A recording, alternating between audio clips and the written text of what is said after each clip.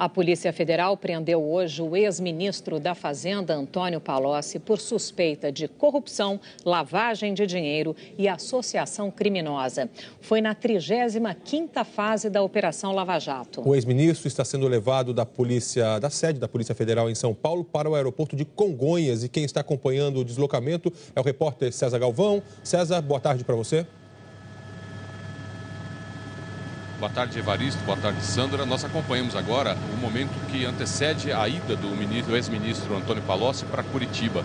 Esse avião da Polícia Federal já está parado aqui no setor de embarque há mais de 1 hora. As portas estão abertas, a tripulação já está por ali. E nós temos a informação de que uma van com a escolta de uma viatura da Polícia Federal chegou há pouco aqui no aeroporto de Congonhas. Estão nela Branislav Contic, Juscelino Antônio Dourado, que foi preso em Campinas, e Antônio Palocci, o ex-ministro, que foi preso hoje cedo na região dos Jardins, aqui próximo ao centro de São Paulo, por volta das 6 da manhã.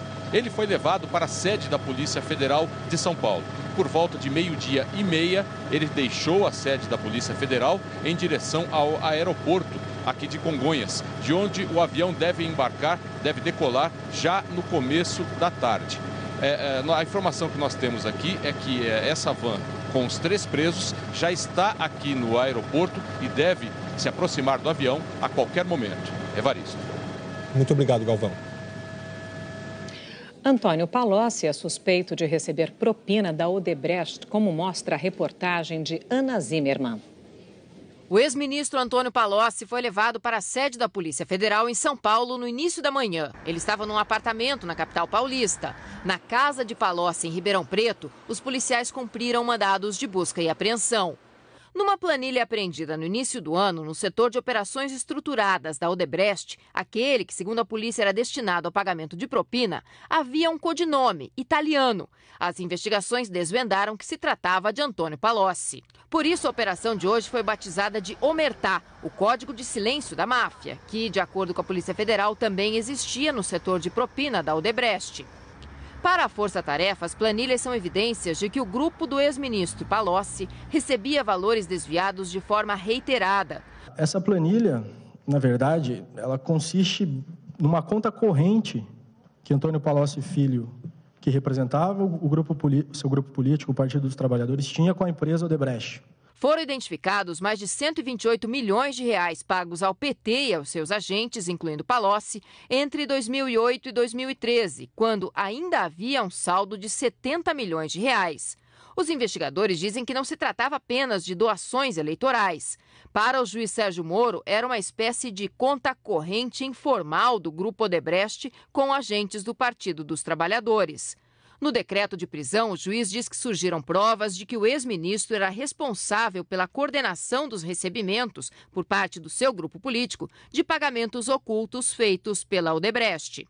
De acordo com as investigações, Palocci interferiu em pelo menos 4 esferas diferentes. Em contratos com a Petrobras relativos a sondas para a exploração de petróleo no pré-sal, o ex-ministro teria repassado detalhes da licitação para Marcelo Odebrecht, ex-presidente do grupo Odebrecht, antes que ela fosse lançada. Palocci também teria atuado em relação a uma medida provisória em 2009 que traria benefícios fiscais para a Odebrecht. A polícia cita um e-mail de Marcelo Odebrecht dizendo que o italiano pediu para encontrá-lo. No e-mail, Marcelo imagina que seja por terem entrado em acordo e que antes da reta final se alinhariam quanto à contrapartida.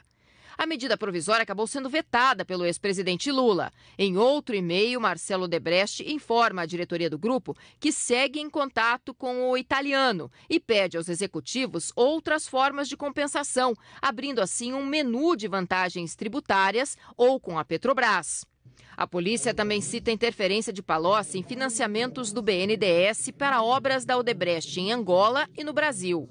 Evidenciou-se também, e aqui é importante que há registros no celular de Marcelo Odebrecht de 2012, de reuniões com Antônio Palocci Filho, período em que ele já não ocupava nenhum cargo na presidência, de ministro, nenhum cargo formal, em que seriam tratados na sede da consultoria da empresa de Palocci, na qual Marcelo fazia presente, temas como o ProSub, o Programa de Desenvolvimento de Construção do Submarino Nuclear, e da construção da Arena Corinthians. Na planilha também consta um débito de R$ 12.400.000 com a sigla IL. Segundo os investigadores, essa anotação significa que o dinheiro foi usado para a compra de um terreno onde seria construído um prédio para o Instituto Lula. Palocci teria participado das negociações para a compra. O terreno chegou a ser comprado, mas a obra acabou não saindo. Nas anotações do celular de Marcelo Odebrecht, há uma menção ao prédio novo em 2010. A relação deste imóvel com o ex-presidente Lula é reforçada, segundo o juiz Sérgio Moro, pela apreensão de um projeto arquitetônico no sítio em Atibaia, usado por Lula. De acordo com a polícia, foram quase 30 encontros pessoais entre Palocci e executivos da Odebrecht em lugares reservados.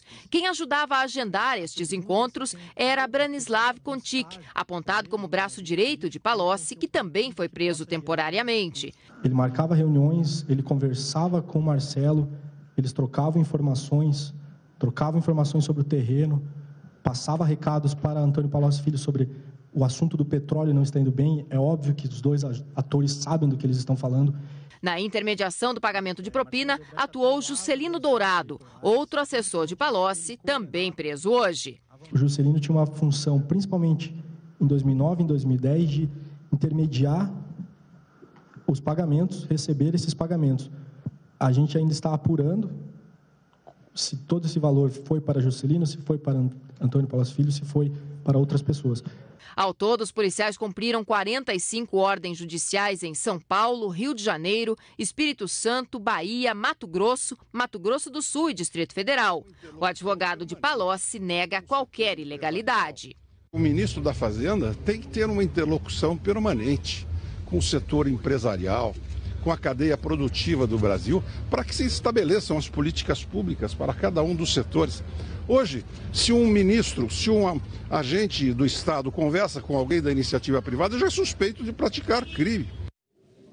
José Roberto Batoc, o advogado de defesa de Branislav Kontik, disse que ainda não conhece os motivos detalhados da prisão, mas diz acreditar que seu cliente não fez nada que violasse a lei. A empresa Odebrecht informou que não vai comentar o assunto. A assessoria do Partido dos Trabalhadores pediu que procurássemos o tesoureiro da campanha do PT de 2010, José de Filipe Júnior, que não atendeu às nossas ligações. A Petrobras informou que está colaborando com as autoridades e que seguirá buscando o ressarcimento dos prejuízos causados contra a empresa. A assessoria de imprensa da ex-presidente Dilma Rousseff declarou que todas as doações de campanha foram feitas de acordo com a lei eleitoral e que a ex-presidente não autorizou pedidos nem pagamentos de empresas em contas não declaradas à Justiça. O BNDES não retornou os nossos contatos e nós não conseguimos falar com a defesa de Juscelino Dourado. O ministro da Justiça, Alexandre de Moraes, negou hoje que tenha sido informado previamente da operação dessa segunda-feira. Ontem, ele disse que haveria a Operação Lava Jato esta semana. Numa entrevista hoje de manhã em São Paulo, Alexandre de Moraes disse que falou de forma genérica, porque a Lava Jato vai continuar enquanto houver necessidade.